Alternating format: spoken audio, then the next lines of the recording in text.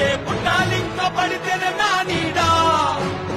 వంద వెరుత మాలిక్ నైనా కూడా వాడి